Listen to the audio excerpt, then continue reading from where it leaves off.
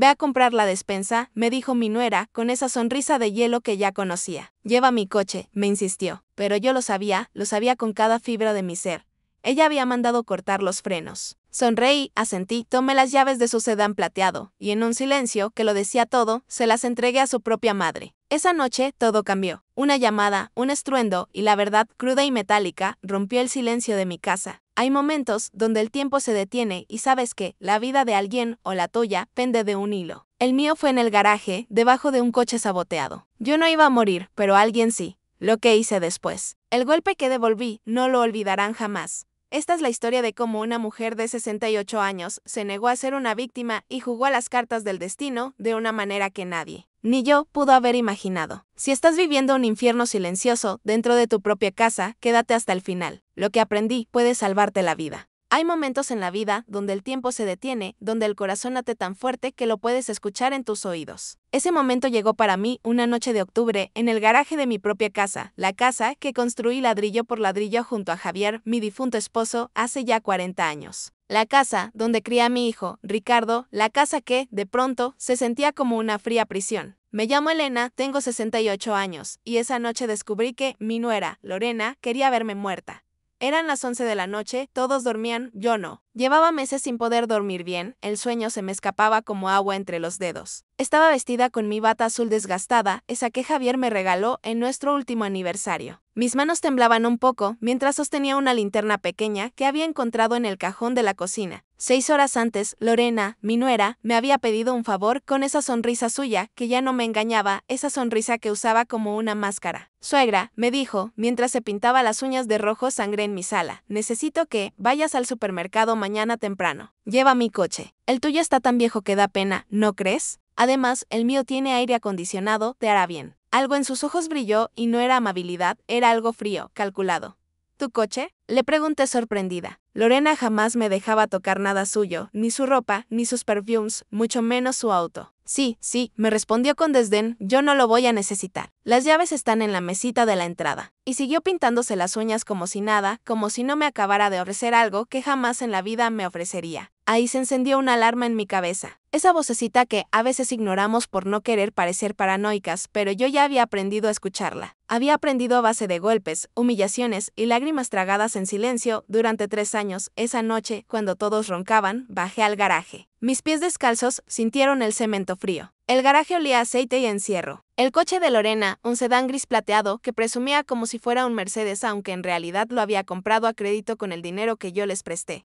Estaba estacionado junto a mi vieja camioneta. Me agaché, pasé la linterna por debajo del coche y entonces lo vi. Un charco pequeño de líquido, amarillento, aceitoso, líquido de frenos. Mi corazón se detuvo. Seguí con la linterna. La manguera, que conecta el cilindro maestro con las ruedas delanteras, tenía un corte. No era un corte accidental, no era desgaste, era limpio, preciso, hecho con algo filoso. Alguien había saboteado ese coche y Lorena me había pedido que lo manejara. Me senté en el piso frío del garaje, con la espalda contra la pared y empecé a temblar. No de frío, sino de terror, de rabia, de una tristeza tan profunda que dolían los huesos. Mi nuera, la madre de mi nieto, la mujer que mi hijo había elegido para formar una familia. Esa mujer quería matarme. No era perenne, no era mi imaginación. Era real, tan real como el líquido que goteaba lentamente sobre el cemento. ¿Cómo había llegado hasta aquí? ¿Cómo había permitido que mi vida se convirtiera en esto? Para entenderlo, tengo que llevarte 3 años atrás, al día en que Lorena entró por primera vez a mi casa. Perfumada, sonriente, vestida como si fuera una fiesta, y yo, ingenua, le abrí la puerta con los brazos abiertos. Si hubiera sabido entonces lo que sé ahora,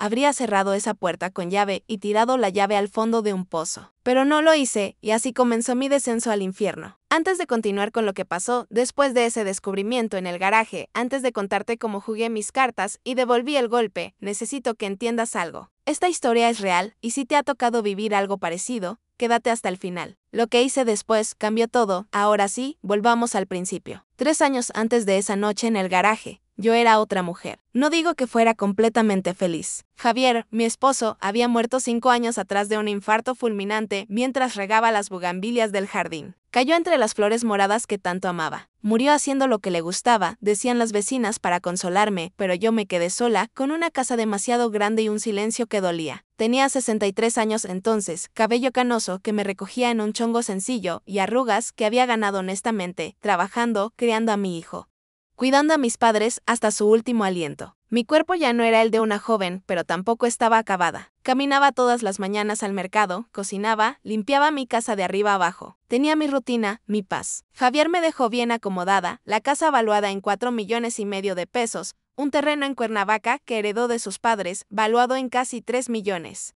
Y ahorros modestos pero suficientes en el banco. No era rica, pero tampoco dependía de nadie. Y eso, créeme, es un lujo que muchas mujeres de mi edad no tienen. Mi hijo, Ricardo, venía a visitarme cada domingo. Traía pan dulce de la panadería La Esperanza y nos sentábamos en la cocina a tomar café de olla. Hablábamos de su trabajo como ingeniero en una empresa de construcción, me contaba de sus proyectos. Yo le preguntaba si comía bien, si descansaba lo suficiente, las cosas normales que una madre pregunta. Ricardo tenía 35 años, moreno como su padre, alto, de manos grandes y callosas del trabajo. Un buen hombre, o eso creía yo. Un domingo de marzo llegó diferente. Traía los ojos brillosos, una sonrisa que no le cabía en la cara. Mamá, me dijo, mientras yo servía el café, conocí a alguien. Mi corazón dio un brinco de alegría. Por fin. Llevaba años esperando que mi hijo encontrara a alguien que formara su propia familia, que me diera nietos. Sí, cuéntame, dije sentándome frente a él. Se llama Lorena, tiene 28 años, trabaja en marketing. Es mamá. Es increíble. Nunca había sentido algo así. Lo decía con tanta emoción que me contagió. Me habló de ella durante 1 hora, de cómo se conocieron en un gimnasio, de su risa, de lo inteligente que era, de lo hermosa. La quiero traer el próximo domingo para que la conozcas. ¿Te parece bien? Por supuesto, hijo. Esta es tu casa. Siempre será tu casa. Esa semana limpié la casa como si fuera a recibir a la Virgen de Guadalupe en persona. Compré flores frescas para la mesa del comedor. Hice mole poblano, el platillo que mejor me salía. Quería causar buena impresión, quería que esa muchacha supiera que mi hijo venía de una familia decente. El domingo siguiente sonó el timbre a las 2 de la tarde. Abrí la puerta y ahí estaba ella. Lorena medía como 1,65 m. Delgada, demasiado delgada para mi gusto, de esas que se nota que no prueban las toties. Cabello largo, negro, lacio, con mechas color miel que brillaban bajo el sol. Llevaba unos jeans blancos ajustadísimos, una blusa sin mangas color rosa fucsia, tacones altos aunque fuera domingo, y más maquillaje del que yo me había puesto en toda mi vida. Olía a perfume caro, de esos que cuestan más de 1,000 pesos el frasco pequeño. Me extendió la mano. No me abrazó, solo la mano con las uñas perfectamente arregladas, pintadas de nude. Mucho gusto, señora Elena, dijo. Ricardo me ha contado tanto de usted. Su voz era dulce, demasiado dulce, como jarabe para la tos. Pasen, pasen. Qué gusto conocerte, hija, dije sonriendo. Entraron.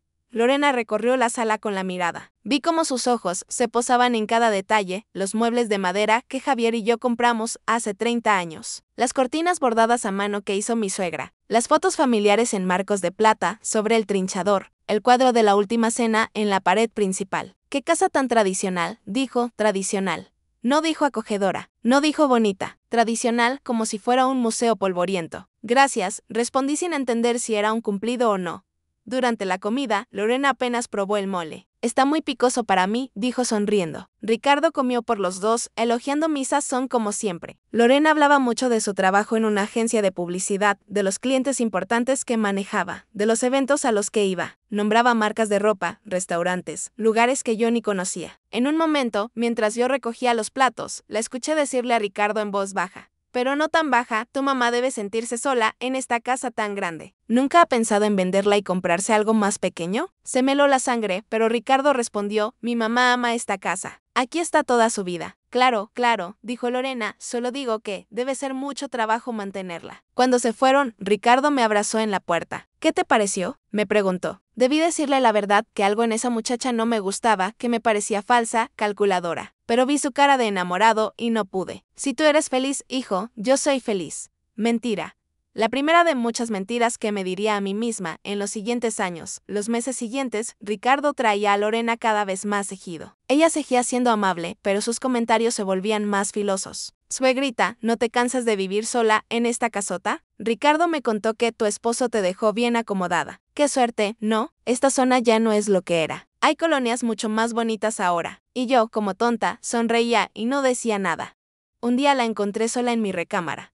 Estaba viendo las fotos en mi buró. ¿Buscabas algo?, pregunté desde la puerta. Se sobresaltó. Ay, suegra, me perdí buscando el baño. ¡Qué fotos tan lindas! Este es el terreno de Cuernavaca, ¿del que habla Ricardo? ¿Cómo sabía del terreno? Sí, respondí seca. Debe valer una fortuna con la zona turística creciendo tanto. Sonrió y salió de mi habitación. Esa noche no pude dormir. Algo estaba mal, muy mal. Pero aún no sabía hasta qué punto. 6 meses después de conocerla, Ricardo llegó con una noticia. Mamá, le pedí matrimonio a Lorena y dijo que sí.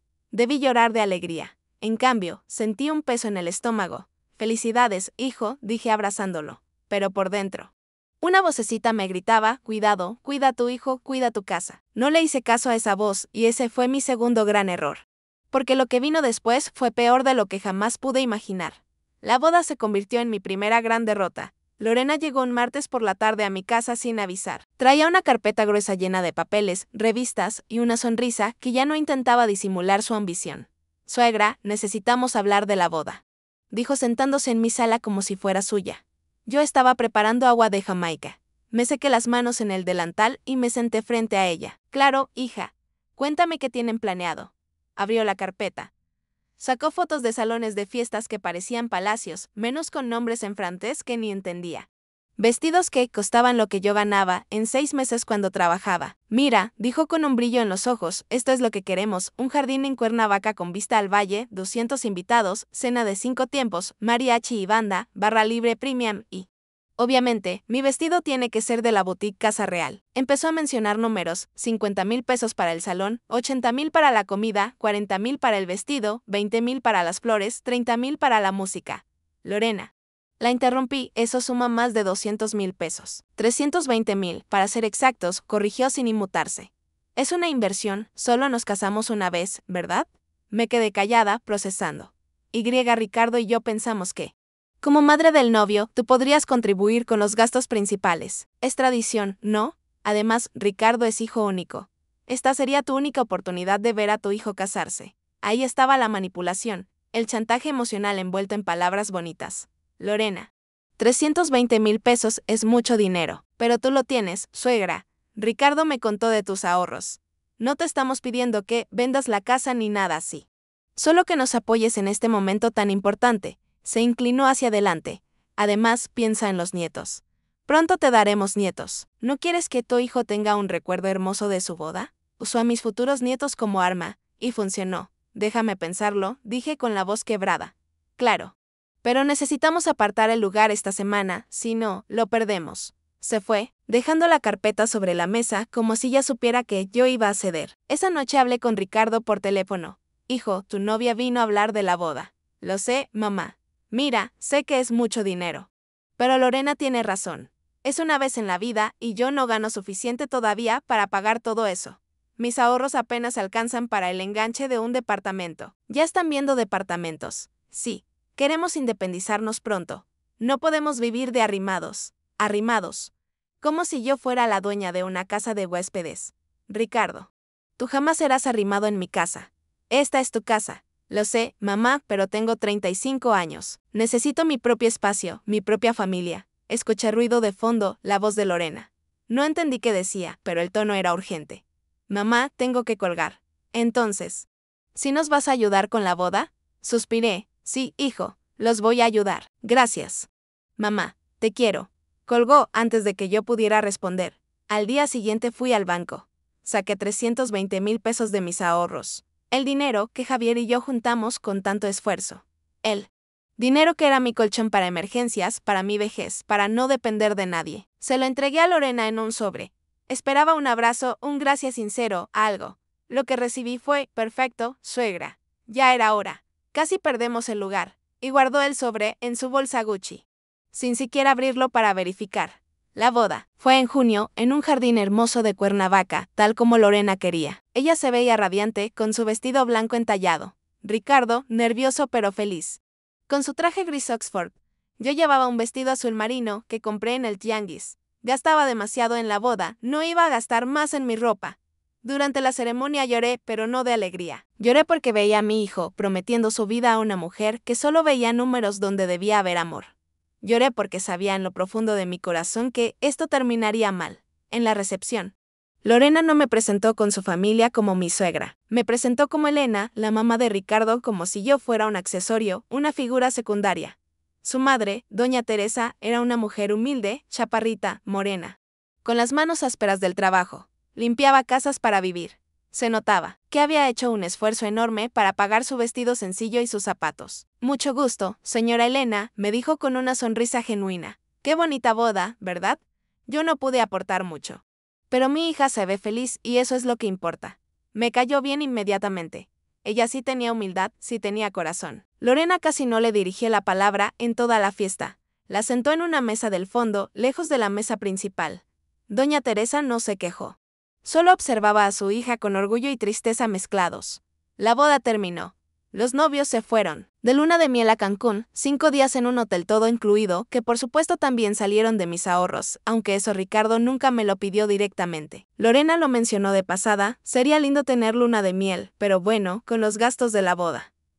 Yo, como idiota, le transferí 50,000 pesos más, cuando regresaron. Bronceados y sonrientes, recibí la noticia. Lorena estaba embarazada. Mamá, vas a ser abuela, me dijo Ricardo abrazándome con fuerza. Debí sentir alegría pura. En cambio, sentí miedo, porque 2 semanas después, Ricardo llegó solo a mi casa. Se sentó en la mesa de la cocina con cara de preocupación. Mamá, necesito pedirte un favor. Mi estómago se apretó. Claro. Hijo, dime, Lorena está embarazada. Su departamento es muy pequeño y con el bebé en camino. Podríamos quedarnos aquí solo temporalmente hasta que nazca el bebé y juntemos para el enganche de un lugar más grande. ¿Qué dices? Debí decir no, debí poner límites, debí proteger mi espacio, mi paz, mi hogar. Pero vi los ojos de mi hijo, los mismos ojos que vi cuando tenía 5 años, y me pedía que le curara una rodilla raspada. Y no pude. Claro que sí, hijo. Esta es tu casa. Firmé mi sentencia de muerte con esas palabras. Una semana después, Lorena y Ricardo llegaron con maletas, cajas y muebles. Ocuparon las 2 recámaras principales, la que había sido de Ricardo cuando era niño y la recámara de visitas que tenía el closet más grande. A mí me dijeron, suegra, ¿te importaría moverte al cuarto del fondo? Es más pequeño, pero más fresco. Y así el bebé puede estar cerca de nosotros. El cuarto del fondo, el que había sido la antigua despensa. 2 metros por 3. Una ventana pequeña que daba al callejón trasero. Sin closet, solo una cama individual y un buró viejo. Claro, dije, no hay problema. Moví mis cosas en silencio. Mi ropa en cajas de cartón porque no cabía en ningún lado. Las fotos de Javier apiladas bajo la cama. Mi vida reducida a un cuartito oscuro que olía a humedad. La primera noche en ese cuarto, acostada en esa cama que rechinaba, mirando las manchas del techo, entendí algo. Mi casa ya no era mía. Y esto apenas comenzaba. Mateo nació un martes de febrero a las 3 de la madrugada.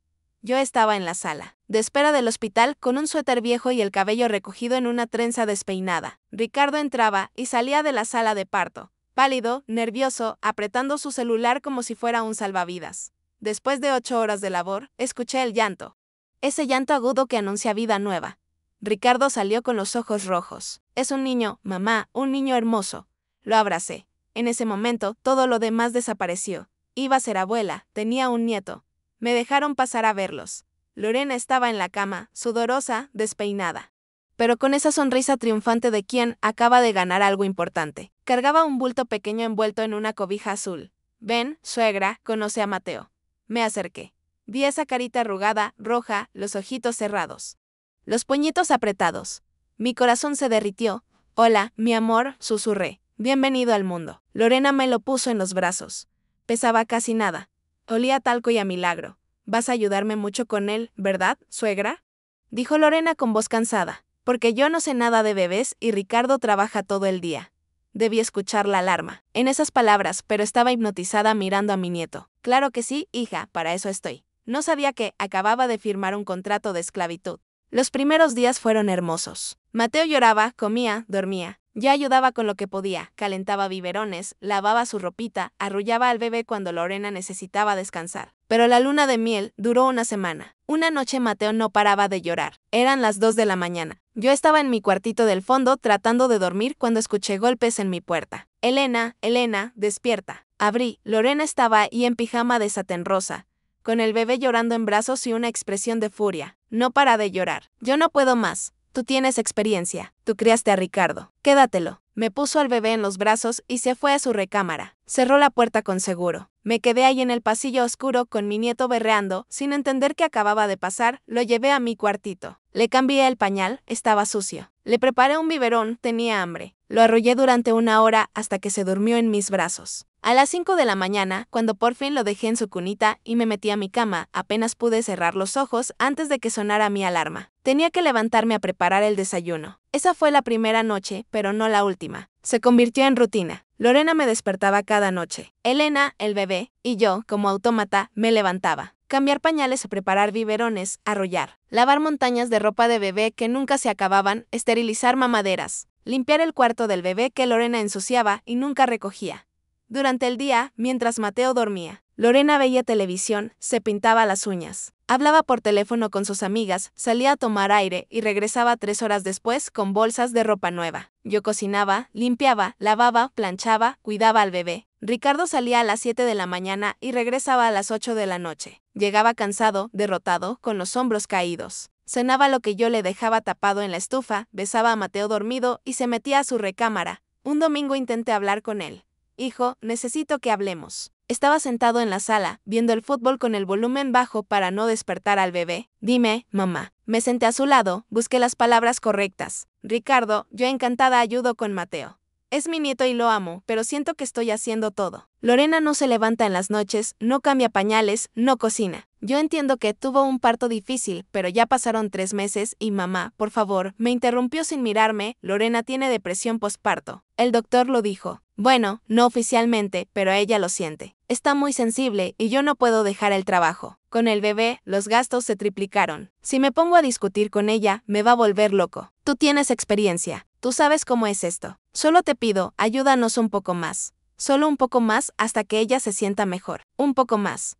Esas 3 palabras se convirtieron en mi cadena. Está bien, hijo, pero no estaba bien. Nada estaba bien. Lorena dejó de llamarme suegra. Ahora solo era Elena. Elena, el desayuno. Elena, plancha esta blusa, la necesito para hoy. Elena, lleva esto a la tintorería. Elena, verí la sala, está llena de migajas. Como si yo fuera su empleada. No, peor, a una empleada le pagan, le dan días libres, le dicen gracias. Yo no recibía nada de eso. Una tarde, mientras doblaba ropa de bebé en la sala, escuché que Lorena hablaba por teléfono con alguien. Estaba en el patio, pero su voz atravesaba las paredes delgadas. Sí, amiga, te lo juro. Vivo como reina. Tengo quien cocine, limpie, cuide al bebé. Es como tener una nana gratis, pero mejor porque no le tienes que pagar. Y lo mejor es que Ricardo cree que su mamá lo hace porque quiere. Dice que ella ama ayudar. Rió, una risa aguda, burlona. Yo solo tengo que decir que estoy cansada y ella hace todo. Es lo mejor que me pudo pasar. Me quedé congelada con un pañal de bebé en las manos. Así me veía, como una nana gratuita. Esa noche no cené, no tenía hambre. Me metí a mi cuartito, me senté en la cama y por primera vez en meses lloré. Lloré por Javier, que me hubiera defendido. Lloré por la casa, que ya no sentía mía. Lloré por el respeto que había perdido. Lloré por mi hijo, que se había vuelto ciego. Pero sobre todo, lloré por mí, por la mujer que fue y que ya no reconocía en el espejo. Tenía 65 años. Arrugas profundas que no estaban ahí hacía 1 año, ojeras moradas por las noches sin dormir, las manos ásperas de tanto lavar, el cabello más blanco, más delgado. Me estaba consumiendo, apagando, y Lorena lo sabía y no le importaba. Lo peor estaba por venir, porque 1 semana después pasó algo que me rompió por completo.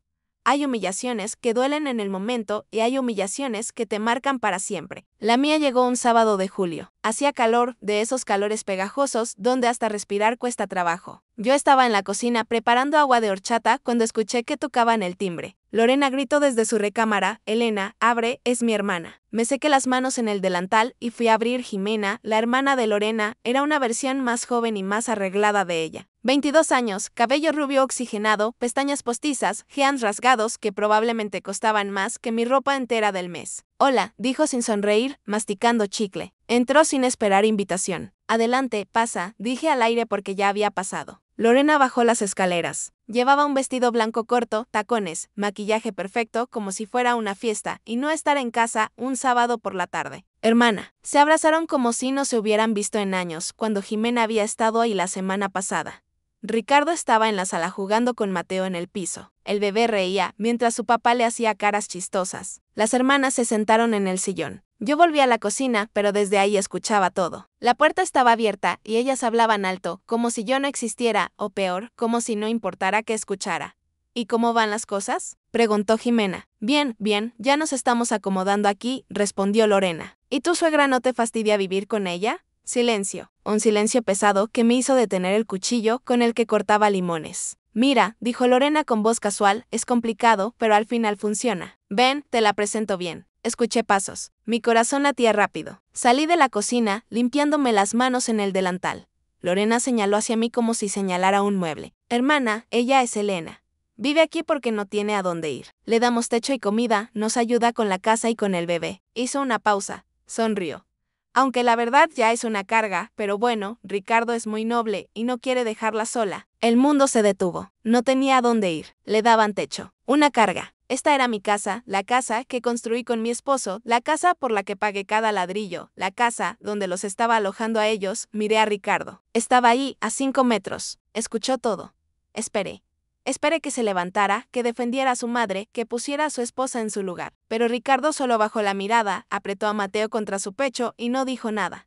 Nada. Jimena me miró con lástima fingida. Ay, qué bueno que mi hermana es tan generosa. No cualquiera aguanta vivir con la suegra, ¿verdad? No pude hablar. Tenía un nudo en la garganta del tamaño de un puño. Lorena se rió. Bueno, es lo que hay. Ven, hermana, te enseño el cuarto del bebé que decoré. Subieron las escaleras. Sus risas resonaban por toda la casa. Mi casa. Me quedé parada en medio de la sala. Ricardo seguía en el piso con Mateo. No me miraba. Hijo, dije con voz temblorosa. Mamá, por favor, no ahora. No, ahora. ¿Escuchaste lo que dijo tu esposa? Se levantó con el bebé en brazos. Por fin me miró. Sus ojos estaban cansados, vacíos. Mamá. Lorena no lo dijo con mala intención, solo estaba platicando. No seas tan sensible. ¿Sensible? Me dijo que soy una carga, que ustedes me dan techo en mi propia casa. Mamá, baja la voz. ¿Vas a asustar al bebé? Empezó a caminar hacia las escaleras. Luego hablamos. Sí, ahorita no tengo cabeza para drames. Drames.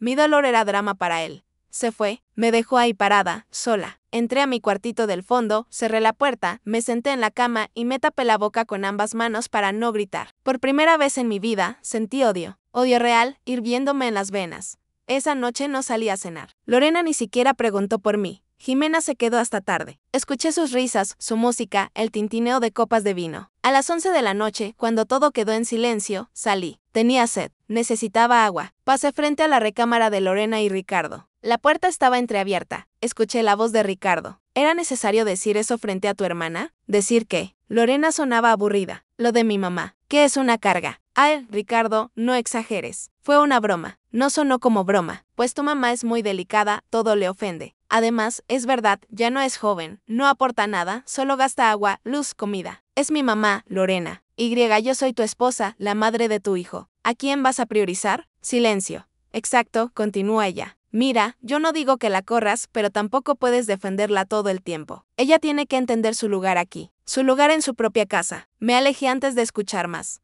No tomé agua. Regresé a mi cuartito. Esa noche miré al techo durante horas, procesando, entendiendo. Mi hijo había elegido y no me eligió a mí.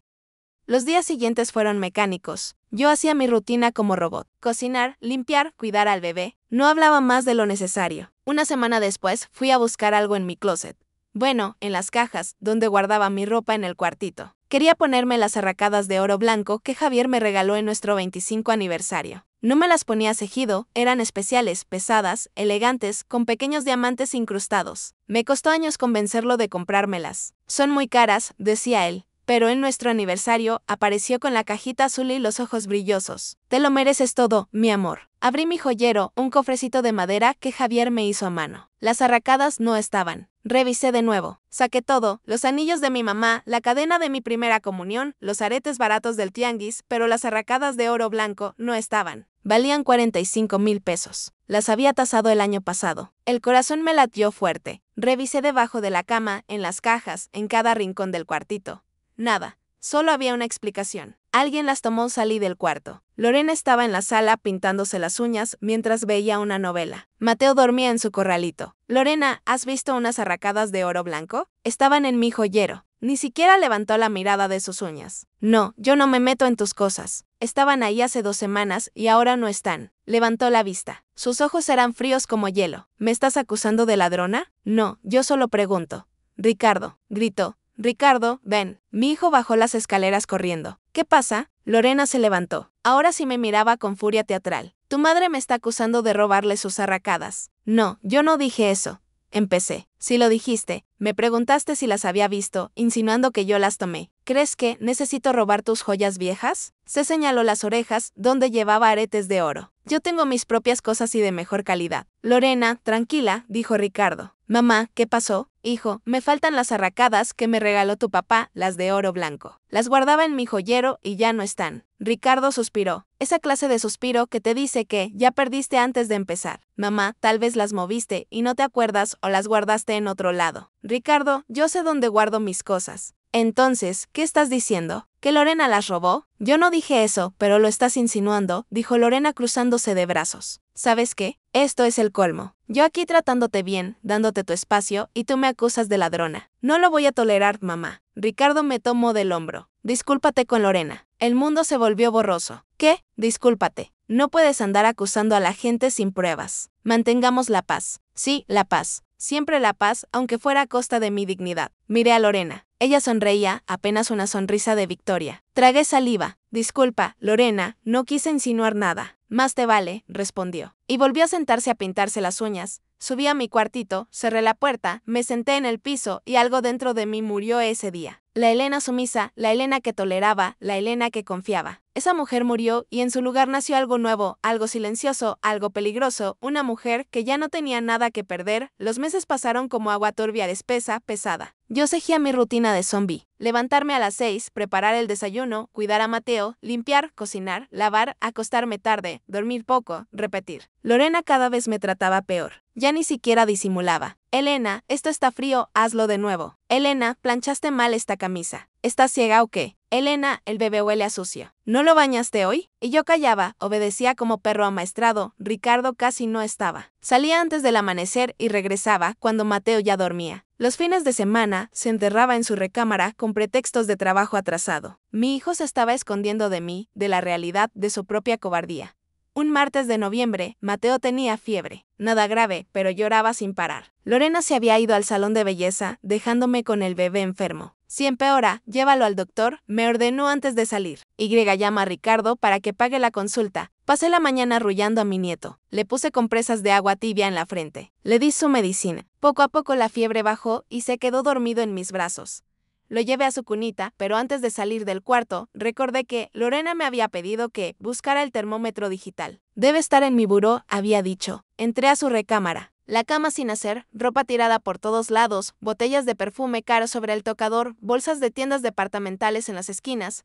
Abrí el cajón del buró y mi mundo cambió. Ahí, entre pañuelos desechables y cremas de manos, había documentos. Mi corazón empezó a latir rápido. No debía estar fisgoneando, pero algo me decía que mirara. Saqué los papeles. Mis manos temblaban. El primero era un avalúo reciente de mi casa, con fecha de hacía 3 semanas. 4.600.000 pesos era el valor actualizado. El segundo era una cotización de una notaría en traspaso de propiedad, honorarios 85.000 pesos. El tercero me heló la sangre. Era un borrador de contrato de compraventa. La casa, mi casa, a nombre de Lorena Montserrat Ruiz Salazar, no de Ricardo, de Lorena. Seguí leyendo con los ojos nublados por lágrimas que no sabía si eran de rabia o de tristeza. La vendedora, Elena Ramírez, viuda de Ortega, cedía todos los derechos de la propiedad ubicada en. Había una cifra, 800.000 pesos. 800.000 por una casa que valía más de 4 millones. Leyendo más abajo entendí el plan. Era un convenio familiar donde yo supuestamente vendía la casa por esa cantidad ridícula a cambio de que ellos me cuidaran en mi vejez. Pero el dinero nunca llegaría a mí porque había una cláusula donde ese dinero se usaría para comprarme un departamento pequeño adecuado para una persona mayor.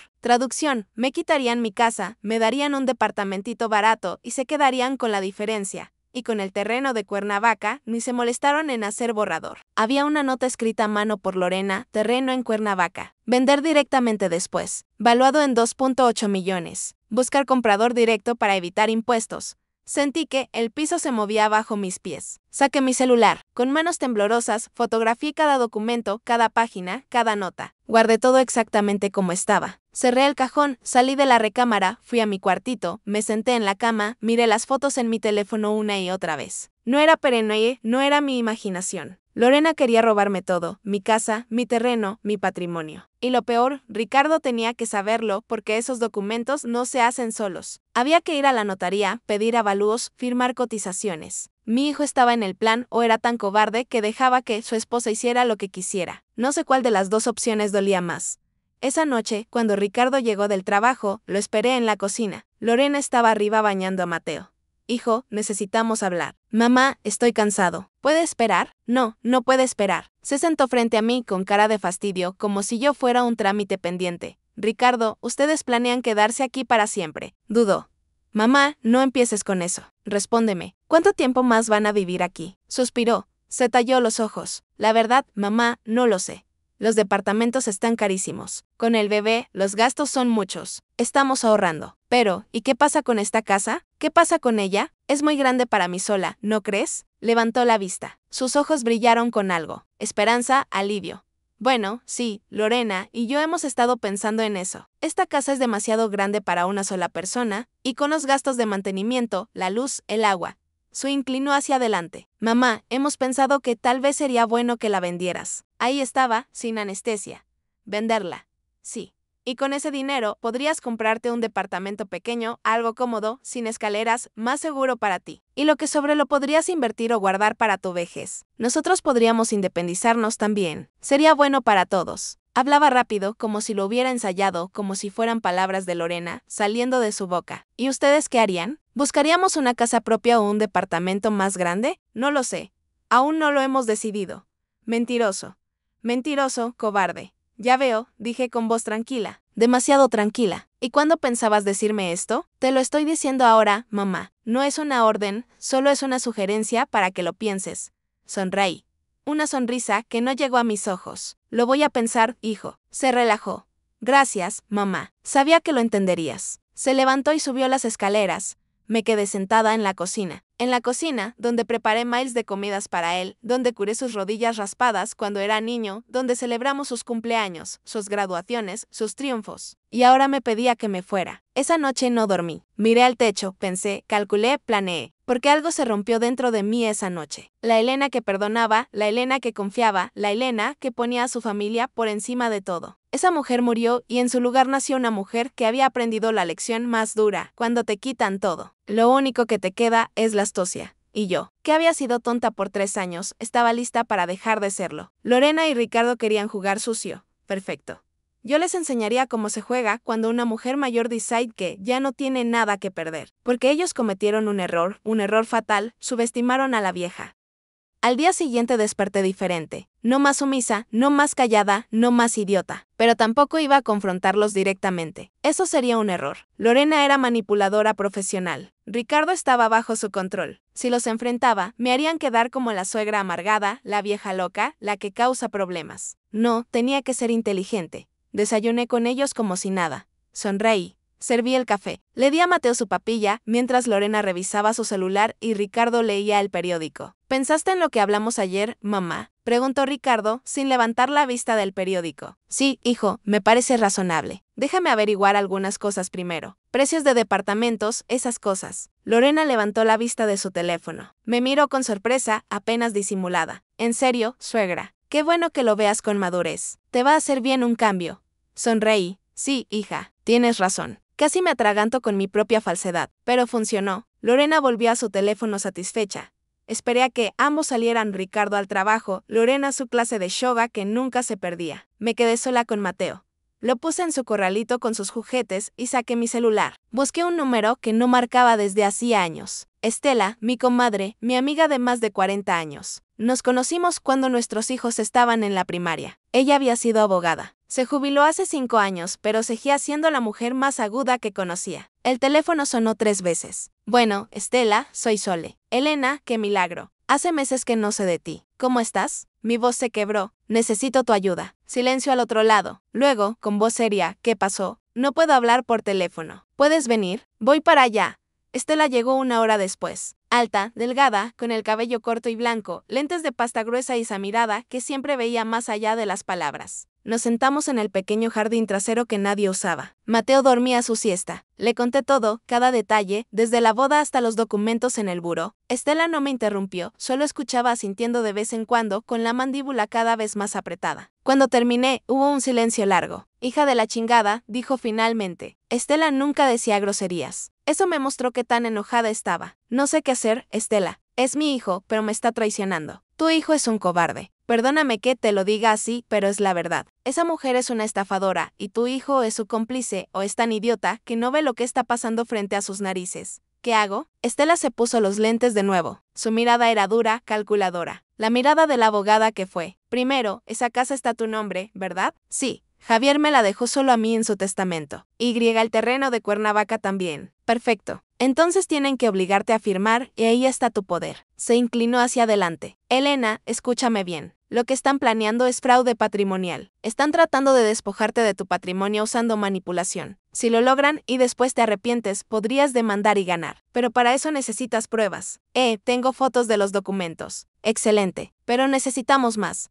Necesitamos que quede claro que te están presionando, que no es tu voluntad libre. ¿Cómo? Estela se quedó pensando. Sus dedos tamborileaban en la mesa de hierro oxidado. Necesitamos grabaciones, conversaciones donde quede claro que te están manipulando, donde admitan que la casa vale más de lo que te quieren pagar, donde se note la presión. ¿Cómo grabo sin que se den cuenta? Hay maneras. Puedes comprar una cámara pequeña de esas tipo espía. Las venden en línea por menos de 1,000 pesos. La pones en tu cuartito, apuntando hacia la sala o la cocina. Grabas las conversaciones cuando hablan de la casa, cuando te maltratan, cuando dicen cosas que los incriminen. Mi corazón latía rápido. Esto era más de lo que imaginé, pero tenía sentido. Si descubren la cámara. La escondes bien. En un librero, detrás de un marco de fotos, en un adorno. Esas cámaras son pequeñísimas. ¿De verdad crees que esto funcione? Estela me tomó las manos. Sus manos estaban frías, pero firmes. Elena, esa mujer te quiere dejar en la calle y tu hijo la está dejando. Tú no pediste esta guerra, pero si no te defiendes, vas a perderlo todo. Tu casa, tu dignidad, tu futuro. Apretó mis manos. Tienes 68 años. Si te quedas sin patrimonio ahora, ¿qué vas a hacer? ¿De qué vas a vivir? Tenía razón. Todo lo que tenía en el mundo estaba en esa casa y ese terreno. Si los perdía, quedaría a la deriva, dependiendo de la caridad de un hijo que ya no me respetaba y una nuera que me odiaba.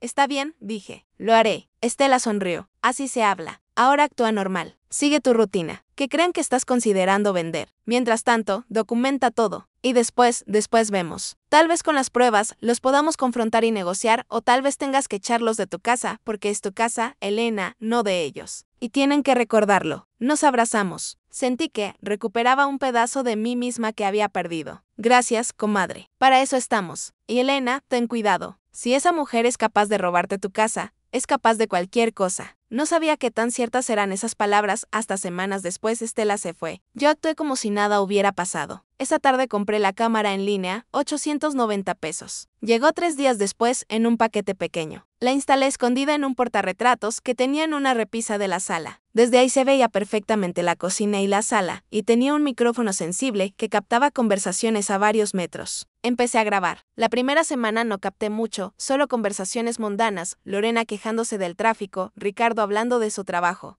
Pero la segunda semana grabé oro puro. Era un miércoles por la noche. Yo estaba en mi cuartito, supuestamente dormida, pero tenía la cámara grabando y mi celular conectado para ver en vivo lo que captaba. Lorena y Ricardo estaban en la sala tomando vino, hablando en voz baja. ¿Ya le volviste a preguntar?, preguntó Lorena. Sí. Dice que está pensándolo, averiguando precios. Lleva semanas pensándolo, está dilatando. Dale tiempo, Lorena, es su casa, no es fácil para ella. Ricardo, ya estoy harta. Llevamos casi 2 años aquí. Esta casa vale casi 5 millones y tú quieres darle 800,000. ¿Te das cuenta del negocio? Con eso pagamos este lugar, compramos el departamento que quiero en la Condesa y nos sobra para el coche nuevo que necesito. Ya sé, pero es mi mamá. Tu mamá ya vivió, ya tuvo su casa, su matrimonio, su vida. Ahora nos toca a nosotros. Ella sola no necesita todo este espacio. Con un departamentito de 2 recámaras, está bien.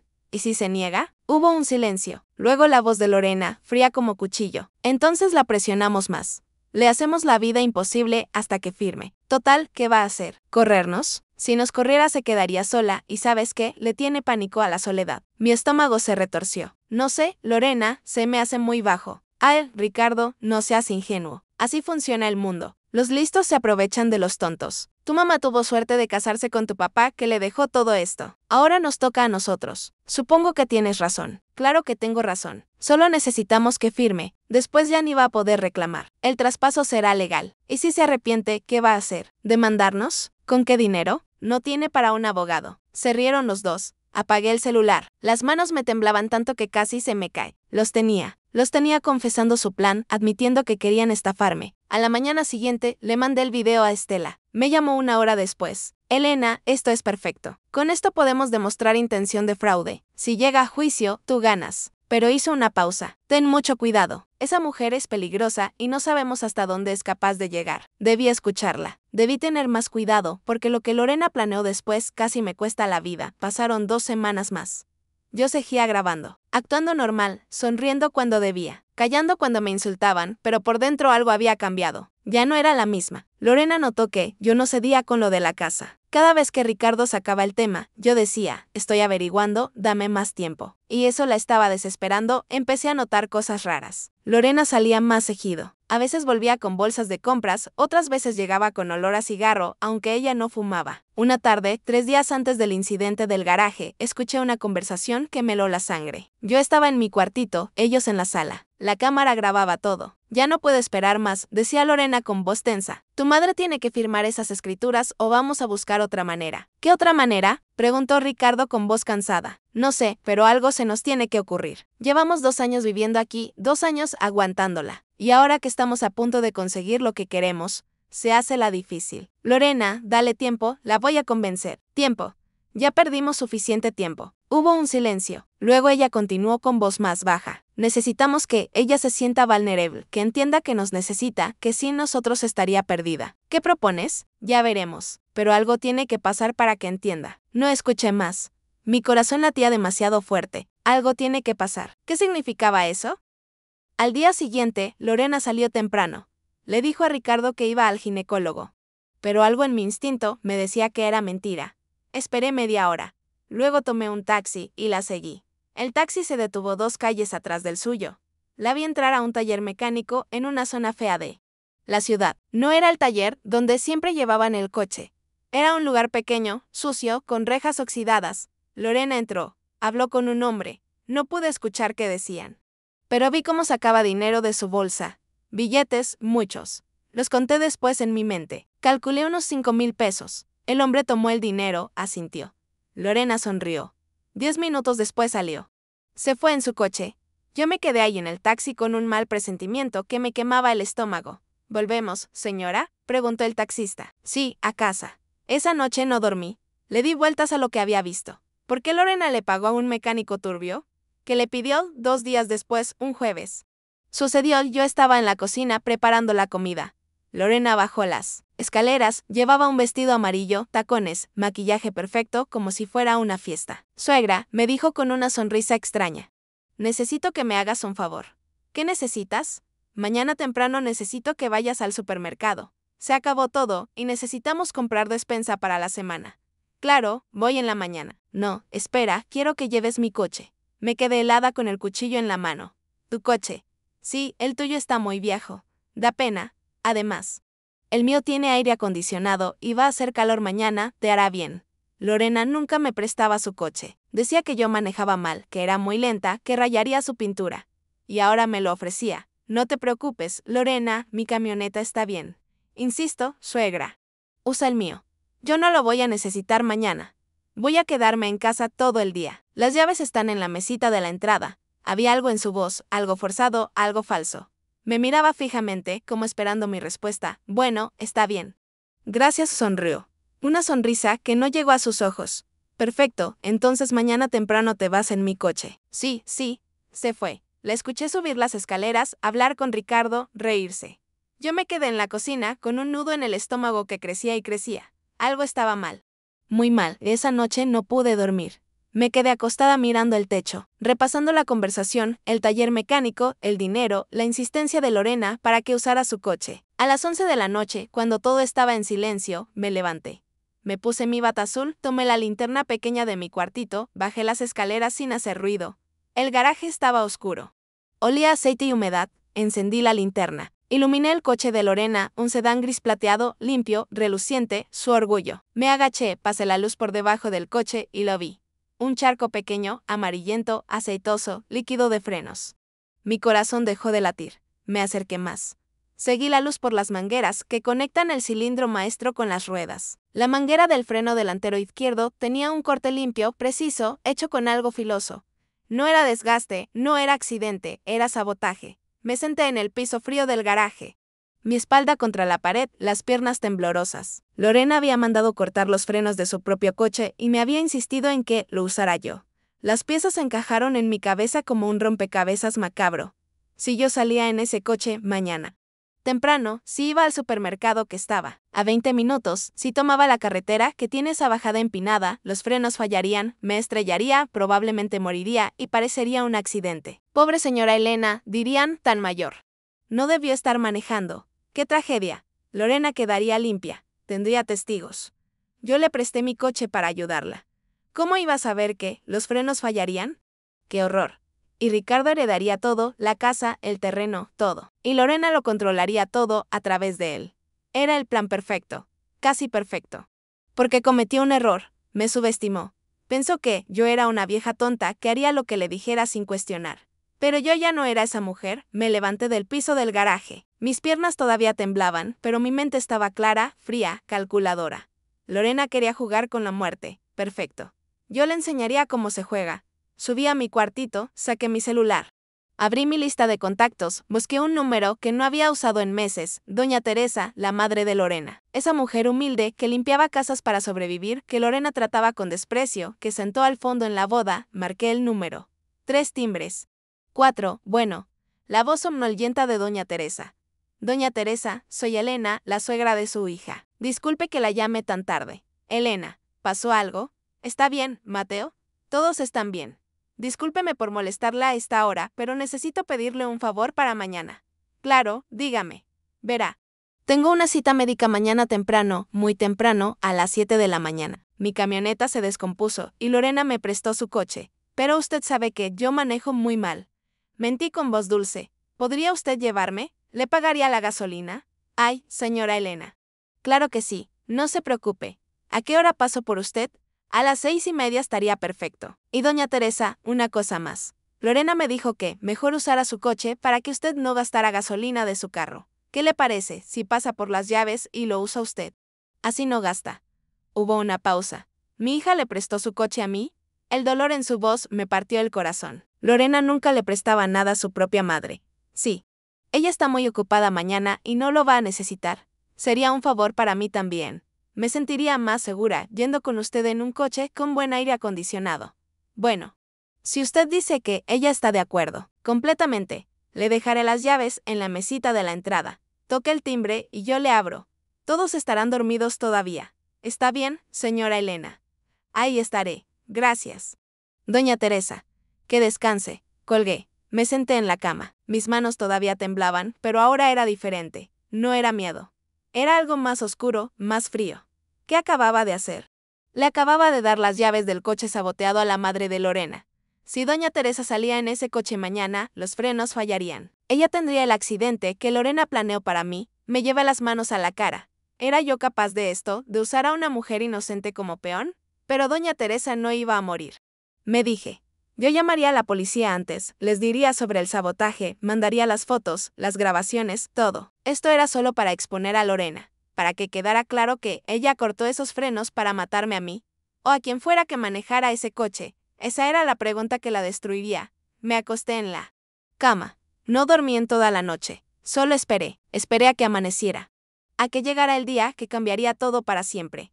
El día en que Lorena descubriría que hasta las víctimas más silenciosas tienen garras.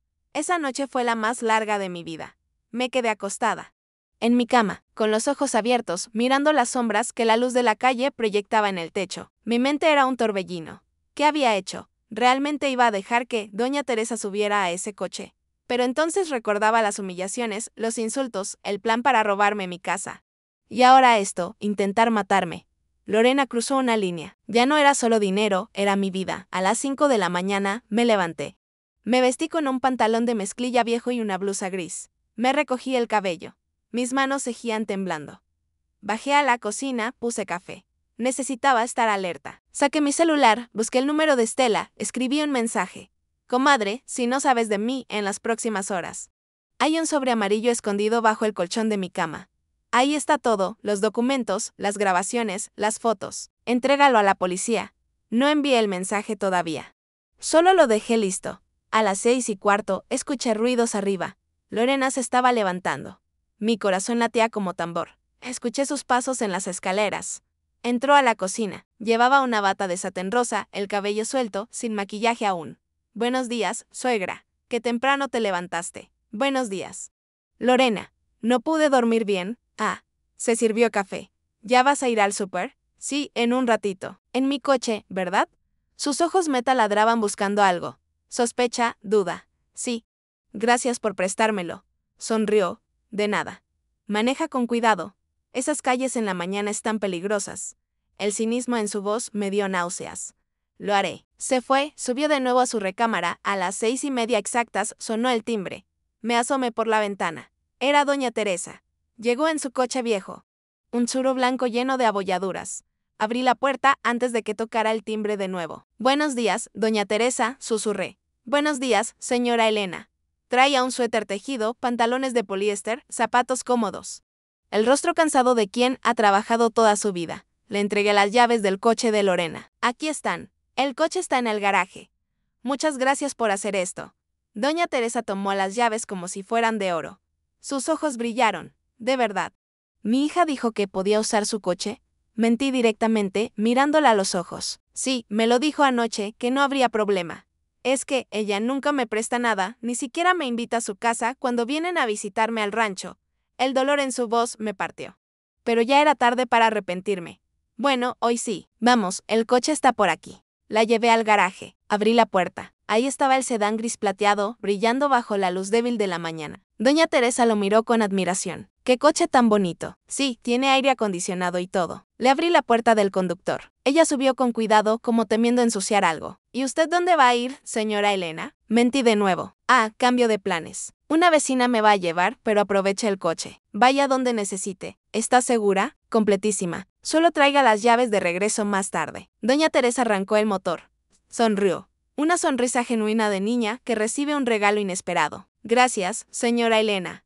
Es usted amable. Salió del garaje despacio, con cuidado extremo, la vi alejarse por la calle y entonces me quebré. Me quedé parada en el garaje vacío con las manos tapándome la boca. ¿Qué había hecho? Acababa de enviar a una mujer inocente en un coche con los frenos cortados. Corrí a la casa, saqué mi celular, marqué el número de emergencias. 911. ¿Cuál es su emergencia? Mi voz salió temblorosa. Necesito reportar un sabotaje vehicular. Hay un coche circulando ahora mismo con los frenos cortados. Podría haber un accidente. Señora, cálmese. ¿Cuál es la ubicación? Les di la dirección de mi casa, la descripción del coche. Les dije que acababa de salir. ¿Sabe quién cortó los frenos? Sí, fue mi nuera. Tengo pruebas, fotos, grabaciones, todo. Su nombre, Elena Ramírez. Pero por favor envíen una patrulla. Detengan ese coche antes de que pase algo. Ya enviamos una unidad, señora. Quédese en la línea. No me quedé. Colgué, le mandé el mensaje a Estela. Agregué, llama a la policía. Diles que vayan a mi casa. Tengo que confesarlo todo. Luego llamé directamente a Estela. Contestó al segundo timbrazo. Elena,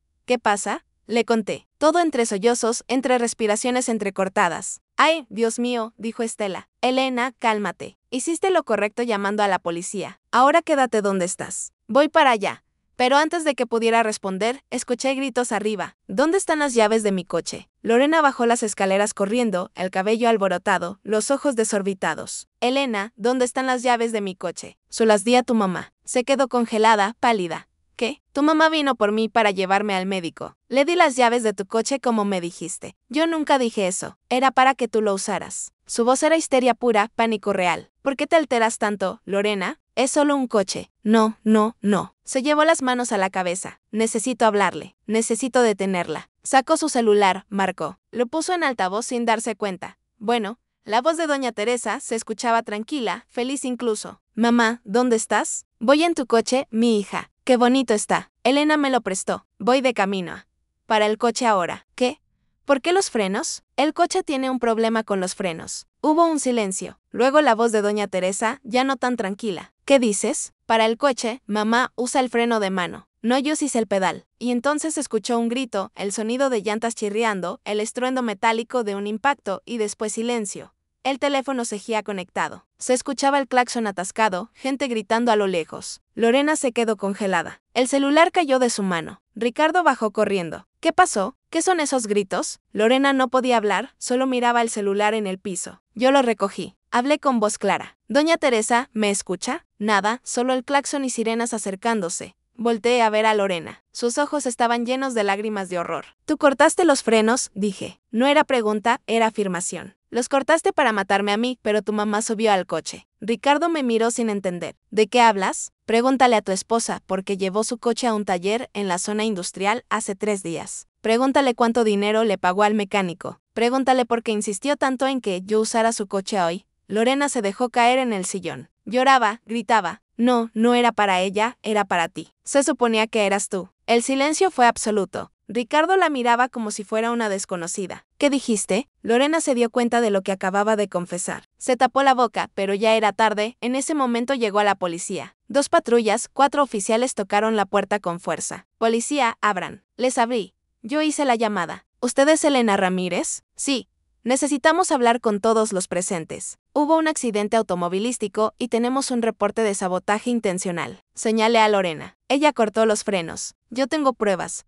Los siguientes minutos fueron caos. Los policías haciendo preguntas. Lorena gritando que todo era un malentendido. Ricardo en shock absoluto, sin poder articular palabra. Mi celular sonó. Un número desconocido. Bueno, ¿es usted familiar de doña Teresa Ruiz? Soy la suegra de su hija. Hubo un accidente. Está siendo trasladada al hospital general. Su condición es grave. Las piernas me fallaron. Me senté en el piso. Grave. Doña Teresa estaba grave. Por mi culpa.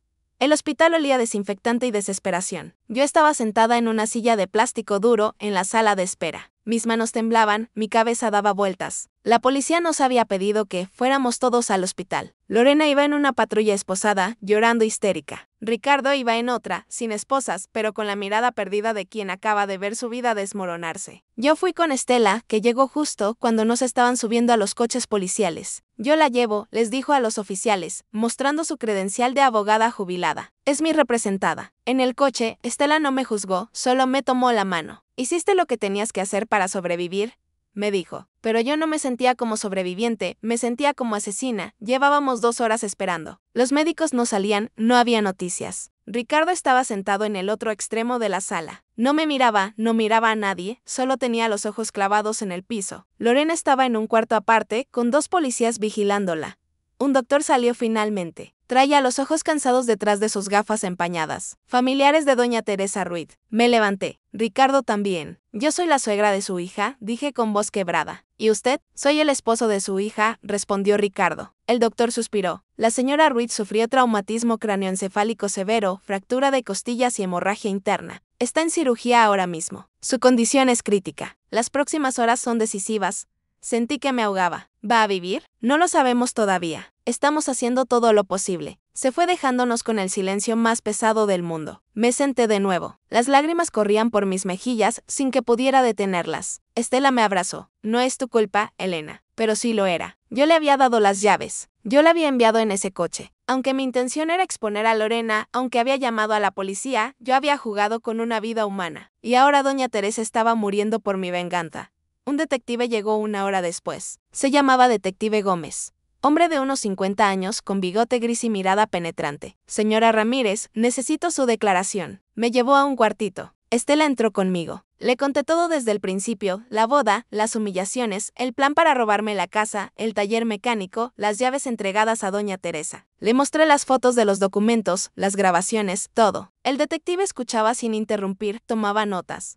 Cuando terminé, dijo, ¿por qué no llamó a la policía cuando descubrió el sabotaje? Esa era la pregunta que me destruía. ¿Por qué? Porque quería exponer a mi nuera. Quería que quedara claro que ella lo hizo. Pensé que, si la madre de Lorena subía al coche y pasaba algo, pero yo llamaba a la policía antes, ustedes tendrían pruebas directas. No solo mis fotos, sino un crimen en progreso. Pero puso en riesgo la vida de la señora Ruiz. Lo sé, las lágrimas volvieron. Lo sé y me arrepiento cada segundo. Llamé a emergencias en cuanto el coche salió. Pensé que lo detendrían a tiempo. Yo solo. Ya no pensaba con claridad. Después de 3 años de abuso, de humillaciones, de que intentaran matarme, solo quería justicia.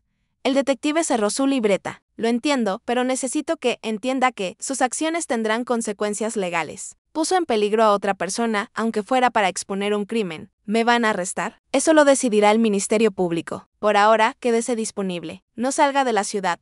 Se fue. Estela me tomó de la mano. Vamos a pelear esto, Elena. Tú eres la víctima aquí. Lorena intentó matarte, pero yo ya no me sentía como víctima. Me sentía como villana. Regresamos a la sala de espera. Ricardo seguía ahí. Ahora tenía la cabeza entre las manos. Me acerqué. Me senté a su lado. Hijo. No respondió. Ricardo.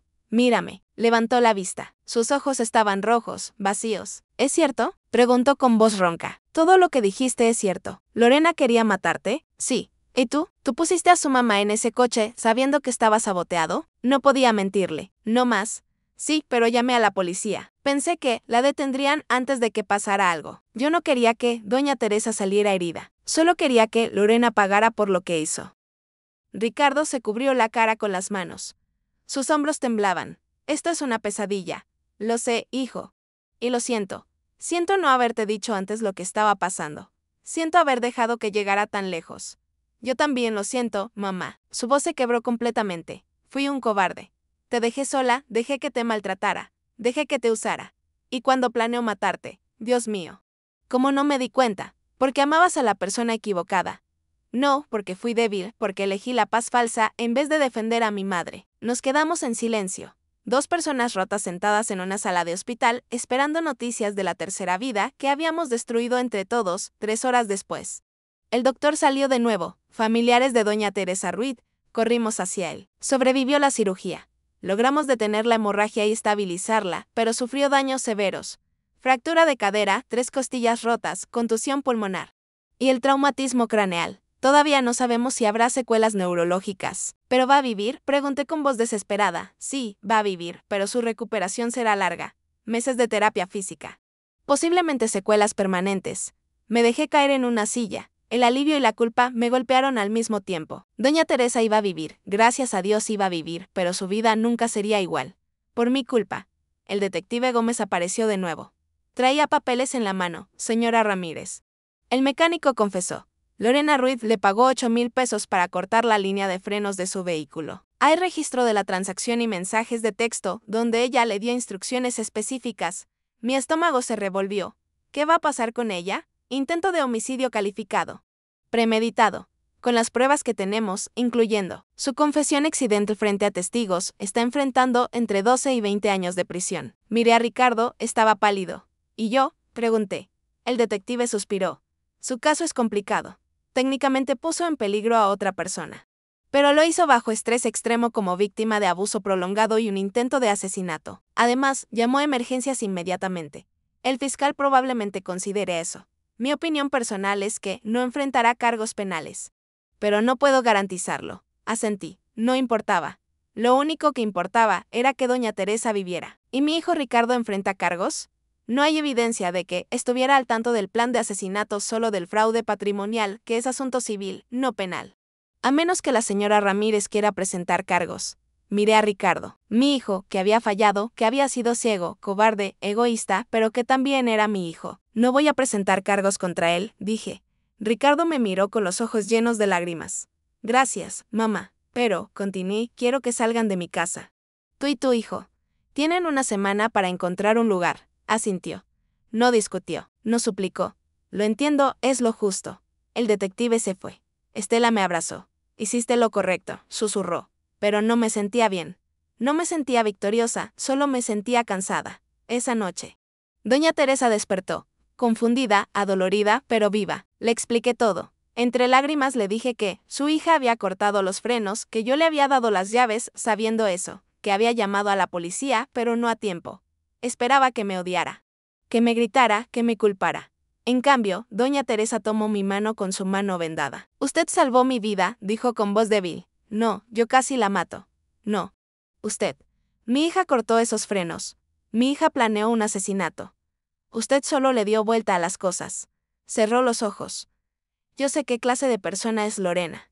Siempre lo supe, pero no quería aceptarlo. Era mi hija, lo siento tanto, Teresa. Yo también. Una lágrima corrió por su mejilla. Por favor, cuide a mi nieto. Mateo no tiene culpa de nada de esto. Lo cuidaré. Lo prometo. Y con esa promesa, algo en mí empezó a sanar. 3 meses después del accidente, doña Teresa salió del hospital. No podía regresar a su casa. Era un segundo piso sin elevador. Con sus secuelas las escaleras eran imposibles. Le ofrecí quedarse en mi casa. Elena, ¿ya hiciste suficiente? Me dijo desde su silla de ruedas, no es suficiente. Nunca será suficiente para compensar lo que pasó. No tienes que compensar nada. Mi hija hizo lo que hizo. No tú. Pero insistí y finalmente aceptó, le di la recámara de invitados. La que Lorena y Ricardo habían ocupado. La pinté de amarillo claro. Compré cortinas nuevas.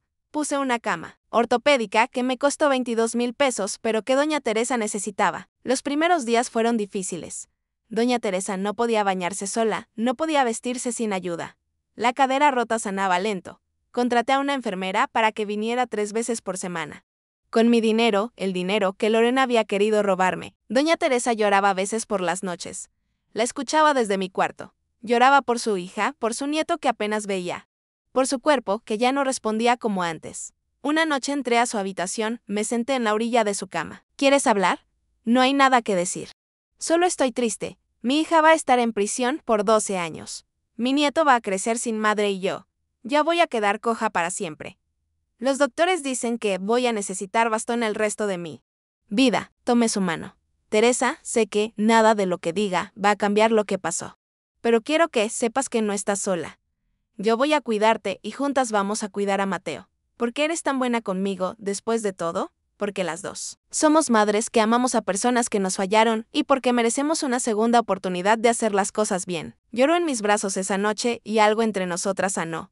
Ricardo traía a Mateo 2 veces por semana, como acordamos, pero pronto se volvió 3 veces. Luego 4. Mamá, ¿puedo dejarlo el sábado también? Tengo que trabajar horas extra. Claro, hijo. Mateo y yo nos volvimos inseparables. Le enseñé a hacer tortillas pequeñas, huecas, pero hechas por sus manitas. Se las comía orgulloso. Doña Teresa, desde su silla de ruedas, le leía cuentos. Su voz suave llenaba la casa de ternura. Abuela Flor la llamaba Mateo y a mí a Ole. 2 abuelas, un nieto, una casa que volvía a llenarse de vida. Los meses pasaron. Doña Teresa mejoró lentamente. Empezó a caminar con andadera. Luego con bastón. Nunca recuperó su movilidad completa, pero recuperó su dignidad. Empezó a cocinar de nuevo tamales, los mejores que había probado en mi vida. Mi abuela me enseñó la receta.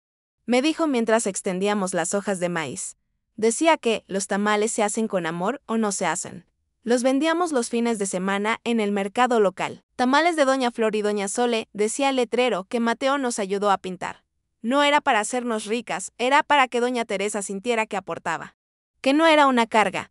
Ganábamos 3,000, a veces 4,000 pesos por fin de semana. Doña Teresa insistía en darme la mitad. Es tu casa, tus gastos y tú eres mi socia. Mitad y mitad. Sonrió, una sonrisa genuina que le iluminaba el rostro, 1 año después del accidente. Ricardo llegó con una noticia. Mamá, conocí a alguien. Mi estómago se tensó. Sí, se llama Patricia. Es maestra de kinder, donde va Mateo. Es diferente a Lorena. Es humilde. Amable y quiere conocerte. ¿Le contaste todo? Todo. Le conté sobre Lorena, sobre lo que pasó, sobre cómo fallé como hijo y no salió corriendo. Dijo que todos merecemos segundas oportunidades. Me gusta esa mujer y ni siquiera la conozco. La conocí el domingo siguiente. Patricia tenía 32 años. Cabello castaño recogido en cola de caballo, lentes redondos, vestido floreado. Sencillo, sin maquillaje excesivo, sonrisa tímida, pero sincera. Trajo un pay de manzana que hizo ella misma. Señora Elena. Muchas gracias por recibirme. Ricardo me ha contado mucho sobre usted. Espero que cosas buenas, las mejores. Dice que es la mujer más fuerte que conoce. Me cayó bien desde el primer segundo. Mateo la adoraba. Miss Patty le decía, y ella lo trataba con ternura genuina. Patricia y Doña Teresa se llevaron bien también.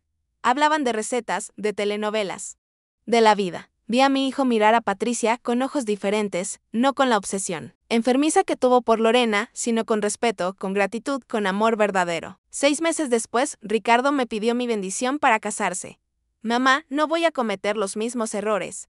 Esta vez va a ser diferente. ¿Cómo lo sabes? Porque Patricia ya te conoce. Ya sabe quién soy, mis defectos, mi pasado y me acepta. Pero sobre todo porque aprendí que el amor verdadero no es control, es respeto. Y yo respeto a Patricia y ella me respeta a mí. Entonces, tienes mi bendición. Hijos se casaron en una ceremonia pequeña. En el jardín de mi casa, solo familia cercana. Patricia llevaba un vestido blanco sencillo que costó 3,000 pesos. Las flores las pusimos doña Teresa y yo. Tamales para la comida, no hubo lujos. Pero hubo amor real y eso valía más que todo el oro del mundo. Mateo fue el paje de anillos. 3 años ya, serio, concentrado, llevando la almohada con los anillos como si cargara el tesoro más valioso. Cuando Ricardo y Patricia se besaron. Todos lloramos de alegría esta vez. Ricardo no me pidió que me mudara, no me pidió que vendiera nada. Él y Patricia se quedaron en su departamento pequeño. Es nuestro espacio, me dijo. Esta casa es tuya, tu refugio, tu patrimonio. Nadie te lo va a quitar nunca más. 2 años después del accidente, recibí una carta. Era de Lorena. La miré largo rato antes de abrirla. Estela estaba conmigo. No tienes que leerla si no quieres, me dijo. Pero la abrí. La carta decía, señora Elena, no espero que responda a esta carta. Solo necesito que sepa que he usado estos 2 años para pensar, para enfrentar quién fui y quién quiero ser. Estoy en terapia aquí en prisión. Diagnosticar un trastorno de personalidad narcisista. No es excusa para lo que hice, pero explica por qué no podía ver más allá de mí misma. ¿Por qué usé a todos? ¿Por qué casi destruí todo? Supe por mi abogado que usted cuida a mi madre, que le dio su casa, que paga sus gastos médicos. No tengo palabras para agradecerle. También supe que Mateo está bien, que Ricardo se casó con una buena mujer, que mi hijo tiene abuelas que lo aman. No voy a pedir ver a Mateo. No por ahora. Él está mejor sin mí. Tal vez cuando crezca, cuando pueda entender, Ricardo decida contarle la verdad. Y si quiere conocerme, entonces estaré lista. Una mejor versión de mí. Usted me enseñó algo que mi madre trató de enseñarme toda mi vida, pero no quise escuchar. La verdadera riqueza no está en lo que posees, sino en quién eres cuando nadie está mirando. Gracias por perdonarme cuando no lo merecía. Doblé la carta, la guardé en un sobre. No la tiré, pero tampoco la respondí. Algunos perdones se dan, otros simplemente se sostienen en silencio. 3 años después del accidente, en una tarde de octubre, estaba sentada en el jardín de mi casa. Tenía 71 años ya, el cabello completamente blanco, más arrugas, pero más paz. Mateo jugaba con un triciclo nuevo. Patricia regaba las bugambilias. Doña Teresa tejía un suéter en su mecedora. El bastón recargado a su lado. Ricardo preparaba carne asada. Mi casa olía a hogar de nuevo. Canela, la perra que adopté hace 2 años, dormía a mis pies. Una pastora alemán rescatada que alguien abandonó. Como yo casi fui abandonada. Miré todo, procesé todo. Había perdido 3 años de mi vida en manos de personas que no me valoraban, pero recuperé mi dignidad, mi casa, mi paz y encontré una familia nueva en lugares inesperados. Doña Teresa, que llegó como víctima y se quedó como hermana. Patricia, que llegó con humildad y llenó los espacios que Lorena dejó vacíos. Mateo, que me recordaba cada día porque vale la pena seguir adelante. Y Ricardo, mi hijo, que tuvo que caer hasta el fondo para aprender a subir de nuevo. Mamá, me llamó Ricardo. La carne está lista. Ya voy, hijo. Me levanté. Mis rodillas protestaron un poco, la edad cobrando factura, pero estaba viva, estaba libre. Estaba en mi casa esa noche, después de la cena, cuando todos se habían ido y doña Teresa dormía en su habitación. Salí al jardín. Las bugambilias que Javier plantó seguían floreciendo, moradas, vibrantes, sobrevivientes como yo. Miré las estrellas, susurré al viento. Lo logré, mi amor. Nos querían destruir, pero seguimos aquí. La casa sigue en pie y yo también. Una brisa cálida acarició mi rostro como si Javier respondiera. Sonreí. Mateo tiene 6 años. Ahora va en primero de primaria, saca buenas calificaciones, juega fútbol los sábados. Cada viernes viene a dormir a mi casa. Doña Teresa y yo le hacemos quesadillas de flor de calabaza que devora en segundos. Le encanta que le cuente historias. No, la mía todavía es muy pequeño para entender. Pero historias de su abuelo Javier, de cómo construimos esta casa, de cómo plantamos cada árbol del jardín. Algún día esta casa será tuya, le digo. ¿De verdad, abuesole? De verdad, pero tienes que prometerme algo. ¿Qué? Que siempre vas a valorarla, que nunca vas a olvidar que las casas no son solo paredes, son recuerdos, son amor, son las personas que las habitan. Te lo prometo, y le creo. Ricardo y Patricia tienen una niña ahora. Se llama Estela, como mi comadre. Tiene 6 meses. Es hermosa. Lorena cumplió su 4ª parte de la sentencia. 8 años más por delante. A veces le escribe a Ricardo. Él no responde todas, pero algunas sí. Con cortesía, sin rencor. Es la madre de mi hijo, me dijo cuando le pregunté por qué mantenía contacto. Mateo merece saber que intenté hacer las cosas bien con ella, que le di la oportunidad de cambiar. Mi hijo creció, finalmente, doña Teresa y yo seguimos vendiendo tamales. Ya no por necesidad, sino porque nos gusta, porque nos hace sentir útiles, porque la gente del mercado nos conoce y nos saluda con cariño. Ahí vienen las doñas, gritan los comerciantes, y nosotras sonreímos. Hace un mes, una mujer joven se me acercó en el mercado. Tenía los ojos rojos de tanto llorar. Disculpe, señora, ¿usted es Elena Ramírez? Sí, hija. ¿En qué te puedo ayudar? Leí su historia en internet. Alguien la compartió en un grupo de mujeres sobre cómo su nuera intentó quitarle su casa. Cómo sobrevivió y yo. Yo estoy pasando algo parecido. Mi yerno me trata horrible y no sé qué hacer. Pensé que venía a morir aquí, pero usted sobrevivió. La abracé ahí mismo, en medio del mercado, mientras vendedores y compradores seguían su camino. Mira, hija, lo primero que tienes que saber es que tu casa es tuya. Nadie, absolutamente nadie, tiene derecho a quitártela. Lo segundo es que tienes que ser inteligente. Documenta todo, busca ayuda. No te quedes callada. Le di el número de Estela. Le dije que la llamara y recuerda, le dije tomando sus manos, no estás sola. Hay más mujeres como nosotras de las que crees y cuando nos unimos somos imparables. Se fue con esperanza en los ojos y yo entendí por qué había pasado todo. No solo para sobrevivir, sino para ayudar a otras a sobrevivir también hoy. Mientras escribo esto en mi mente, sentada en mi jardín. Con el sol calentando mi rostro y canela a mis pies, pienso en todo el camino recorrido. 3 años de infierno, 2 años de sanación y ahora paz. No es la vida que imaginé, pero es mejor de muchas maneras porque aprendí que la familia no siempre es sangre. A veces es la gente que te sostiene cuando la sangre te deja caer. Aprendí que la venganza no siempre es dulce, a veces es amarga, complicada y te cambia para siempre. Aprendí que perdonar no es olvidar, es soltar el veneno para que no te mate. Y aprendí que una mujer de 71 años con arrugas y cabello blanco puede ser más fuerte que cualquier persona joven que subestima el poder de una vida vivida. Si estás escuchando esta historia y te sientes identificada, quiero que sepas algo, no estás sola. Tu casa es tuya, tu dignidad es tuya y nadie, absolutamente nadie, tiene derecho a quitártela. Defiéndete, documenta, busca ayuda y nunca, nunca te rindas. Porque la verdadera riqueza no está en lo que posees, está en lo que no permites que te quiten tu paz, tu dignidad, tu hogar, tu vida. Y eso, mi amor, no tiene precio. Esta historia es un recordatorio de que el abuso no siempre llega con gritos. A veces llega con sonrisas falsas, manipulación silenciosa y familiares que olvidan que el respeto no se negocia. Si esta historia tocó tu corazón, si te hizo reflexionar sobre tu propia vida o la de alguien que conoces, déjame tu comentario. Cuéntame desde dónde nos estás escuchando. ¿Has vivido algo parecido? ¿Conoces a alguien que necesite escuchar esto? Dale me gusta a este video para que llegue a más personas que necesitan saber que no están solas. Y suscríbete al canal para seguir escuchando historias de mujeres que se negaron a ser pisoteadas. Historias de resiliencia, dignidad y justicia. Porque todos merecemos una segunda oportunidad y nunca, nunca es tarde para recuperar lo que es tuyo. Gracias por acompañarme hasta el final. Hasta la próxima historia. Con cariño, las voces que no se callan.